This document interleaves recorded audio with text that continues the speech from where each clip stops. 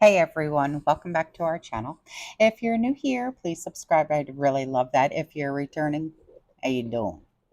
What we're going to be talking about right now is what people are seeing and experiencing in everyday life when it comes to being of the prepared mind. And I could send pictures, videos, emails, and links. And if there's anything that you would like to send me for a video, my email is in the description box below. So this first thing was sent in by a community member, and I'll read it to you. Okay. It says, secretly, in 2023, many states adopted a new acceptable means of getting rid of bodies unclaimed at the morgue. Oh, dear me. This sounds like it might be a low number. However, last year there were 34,000 unclaimed nationwide. How is that possible? Wouldn't you be like, where's mom? You know what I mean? So additionally, you will be shocked to learn there are over 1.5 million people that are wards of the state nationwide. Really? This means an additional 68,000 bodies that need to be disposed of, which totals 102,000 bodies nationally. The newly approved means of disposing these bodies is called aquamation. Aquamation is the process by which high pressure water is used in a chamber to liquefy the human remains. Now, so where does the liquid go? I'm glad you asked. I didn't want to know. Right into your city water supply. Shut up. Are you serious? Here are the following states that secretly approve this process without it ever being on the news: California, Colorado, Georgia, Idaho, Illinois, Kansas, Oregon, Florida. Seriously? Okay. Maine, Wyoming, Alaska, Delaware, Maryland, Arizona, Alabama, and Utah. Nothing on the news, no mention in the newspaper. If you have city water and drink from the faucet, I don't. Thank God I don't. Now, I told you, I don't drink nothing unless it comes out of my Berkey. It's disgusting, right? Even with a Brita water filter, you're drinking the human DNA of a disease, drug, AIDS, and DNA, unclaimed complements of the George Soros. Fuck, that's disgusting. That's gross. That's gross. Thanks. Follow the money and you will find out the truth and stop drinking tap water. Only buy high quality distilled water. That's nasty. That's nasty. Thanks a bunch. I'm so appreciative. Wow. So here's an email from a community member, and she said, I have an idea on how to stop people from coming over the wall. Dear. She said, but my problem is it's very illegal. Well, what they're doing. Okay. So she said, start by getting rid of 46 because he's useless. Well, darling. See, this is why we're friends. Okay. She said the rest of them are able to do their job when he's gone. We'll have a lot of that drug lords, a lot of others perished, whoever they're trying to get through. But like I said, again, it's illegal because I'm a hothead. So are you saying we should just send you down to the southern border and you're just going to take care of shit? Like, clean it up? Send her down there. Yeah, because then we won't have these problems no more. So a video was sent in by a community member, and listen to what is being said in the video. I can't show the video, but just listen to what they're saying. It's crazy. It's a preacher saying these things. Awesome. Oh, this preacher right here, watch this. You can give the whole world a shot, but you still got people starving and nothing. Yeah, see, ain't nobody saying nothing. Oh, you got to take this shot. You better take it. It's to save your life, and it's free. We giving it free because it's to save everybody's life. If it's to save life, why ain't chemotherapy free? insulin free. If it's to save everybody's life,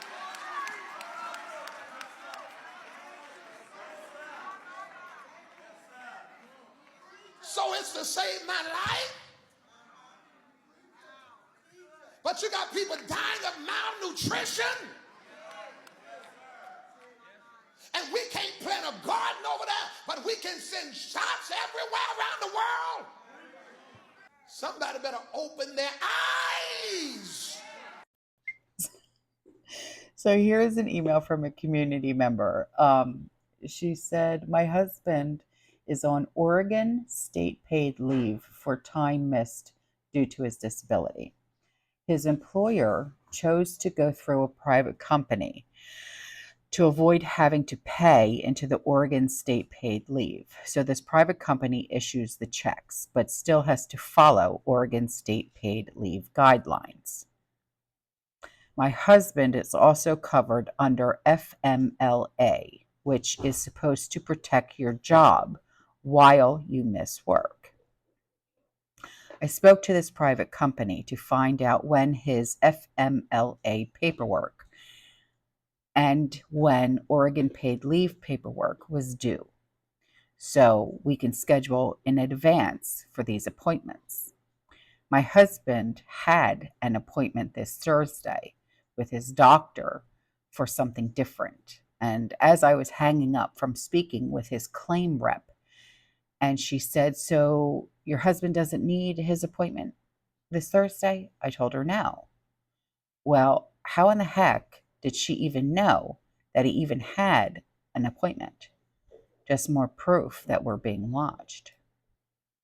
That's strange. Huh. That is strange. Wow. Thank you for sending that email in. It's something to keep in the back of your head. Yeah, wow. Okay, so here's something that was sent in by a community member, and I'll read it to you first and then I'll put it up, okay? Because the writing is really, really small. And she circled this, and then underneath of it, she goes, well, why? So it says, the regime is funding dangerous experiments that could turn these vile individuals' dreams into a reality. The National Pulse reveals Peter Daszak, Daszak, a researcher with ties to Tony Baloney, you know who that is, right, is still receiving millions of taxpayer dollars to research not only samples in Wuhan, but also to source new bat viruses from Burma, Laos, the Philippines, Thailand, and other countries. Some of these pathogens are highly infectious.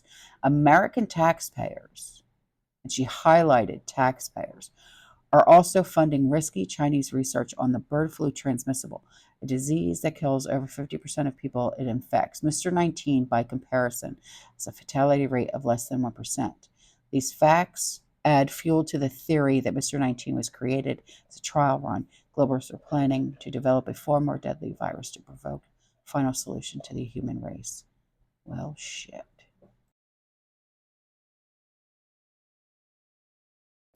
So here is a article that was sent in by a community member, and I'll read a little bit of it to you, and then I'll leave the link in the description box below. So apparently, and this is very strange because I don't know why the hell anybody would even erect something like this. So the universities at Shady Grove announced today that its Department of Entomology has selected the site for the USG Entomological Museum following an exhaustive 14-month search. The new museum will open up in Norbeck Center at 4007 Norbeck Road in Rockville later this year. The USG Entomological Museum will be the university's space for connecting the public to the extraordinary world of insects, especially native insects. Who the hell would just want to walk in and say, you know what, I just want to look at some roaches today? I mean, what?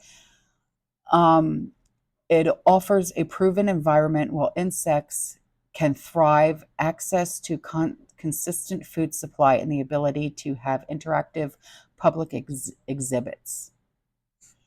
Imagine an insect museum without cages, where insects appear out of nowhere, scurry down the wall, and disappear as quickly. Okay, I'm starting to itch now. This is just not something that come on, kids, let's go have a day at the bug place. Okay. I would be walking in there with Raid, for crying out loud. This is not something I have OCD with cleaning. I'm a germaphobe. That's not something that, I mean, what? No. I would be setting traps. Ugh.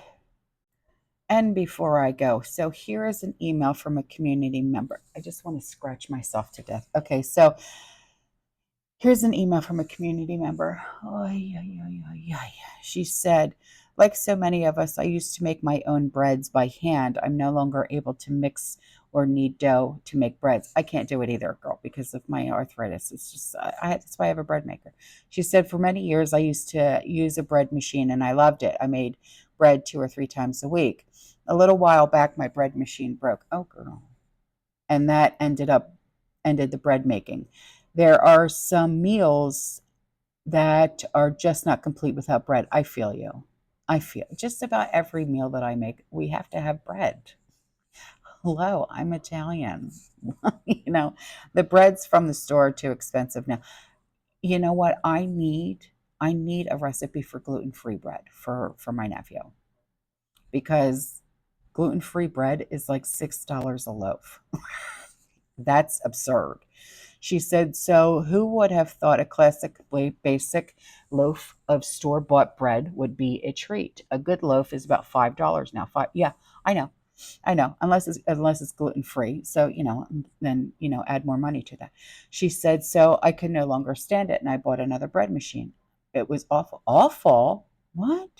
Did not mix well. The dough never rose. The manufacturer refused to help me. No refund. I was out almost $100 for a piece of junk that never worked. Not one loaf. Oh, girl, why didn't you say something to me? I would have told you about the bread machine that I have. Oh. Ever hopeful, I ordered a second bread machine. Same problem. Dough didn't rise. Baked a heavy, dense brick. Returned it for full credit. Bought my third machine. I chose a bread man.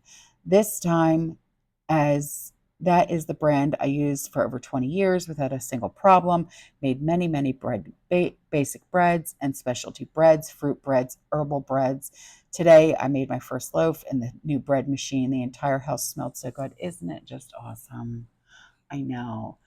It's like you're walking into your own bakery. It's beautiful. I know.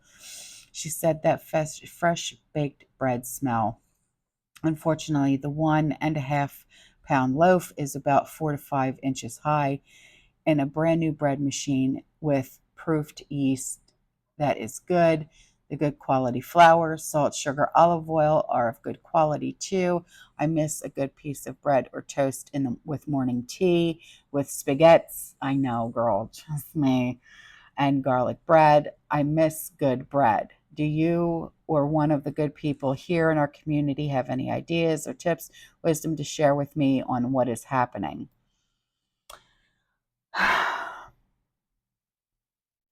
The 1.5-pound loaf is about 4 or 5 inches high. Okay. When you put your flour in first, okay, you know how, okay, because you've got your, I'm going to have to get my bread machine out, aren't I? Okay, because you know how you have your little bucket that goes into the bread machine, right? And you put your flour in first, right? I make a little well in one corner for the yeast. I make a little well over here in the other corner for the sugar, another well over here in this corner for the salt, because you can't mix. You can't mix. No, because they'll deactivate the yeast. And then I make another well over here, you know what I mean, for like the olive oil, and then I make a well in the middle for the water, and then shut the lid, hit go, boom. And then because I made those little wells and they're deep enough, they're like finger deep, you know what I mean? And because of that, it's like they don't actually mix. They mix, but they don't mix. You know what I mean? The bread maker does the mixing. So try doing that. Try doing the individual wells in the corners and then the one in the middle for the water, and see if that works for you, because that's what I generally do. And my loaves come out to perfection. You know what I mean? So try doing that. Try doing the wells, the individual wells, one in each corner and then one in the middle for your water, and see if that works. Somebody else might have another suggestion for you, but that's how I do it with my bread machine. So it might work. You know, she said the first machine was a dud, plain junk, fresh, high quality ingredients, and all made dough bricks. Yeah. She said second machine did the same thing, new high quality ingredients. Now this third machine, a bread man with again new fresh ingredients, has done it too. The first loaf is a brick. Is my house too cold? No, it has nothing to do with the temperature inside of your house, because the bread machine has its own, you know, temperatures and thermometers, and you know, it's like a little oven type thing. Yeah, no, it has nothing to do with that. She said, "Are the house elves messing with my kitchen?